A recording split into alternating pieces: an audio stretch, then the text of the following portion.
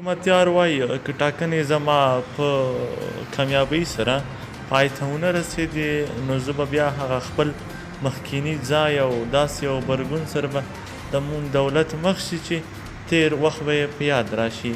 د حزب اسلامي مشر او د سولې او اسلامي عدالت ټاکنیز ټیم مشر ګلبدین حکمتیار په خپلو تازه څرګندونو کې ویلي دي چې ټاکنې ګټونکي نه لري او لنډمهاله حکومت ځای رامنځته شي.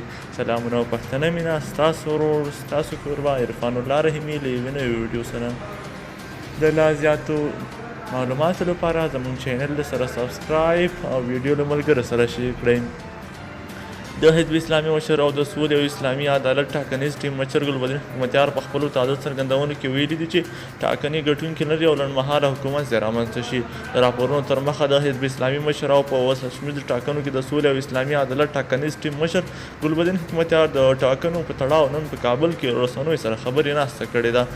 نوموړي په خپلو خبرو کې ویلي چې ولسمشر ټاکنې ګټونکي نه لري او کیدای شي چې دغه ټاکنې دوهم پړاو ته ولاړې شي. هغه همداراز زیاتوي چې د هوا د سوړوالي له امله تر راتلونکي پسرلي پورې د ولسمشریزو ټاکنې دویم پړاو ناشونی دی نو پکار ده چې لنډمهاله حکومت رامنځته شي.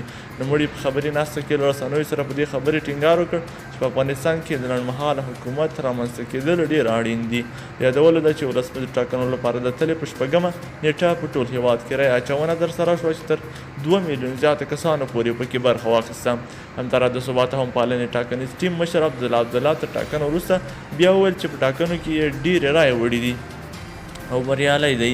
همداراز نوموړي څو ځله دغه خبره تکرار کړه او ویل چې که یوازې بایومټریک رایې وشمېرل شي نو ټاکنې یې ګټلې دي. خو بل لوري ته د دولت جوړونکي ټیم لومړی مرستیال امان الله صالح هم ویل چې تر 80 یا 80 سلنه پورې رایې د دوی ټیم وړي دي. خو د بریالي نوماند اعلان به د ټاکنو خپلواک کمیسیون کوي او تر هغې پورې د ولس صبر وکړي.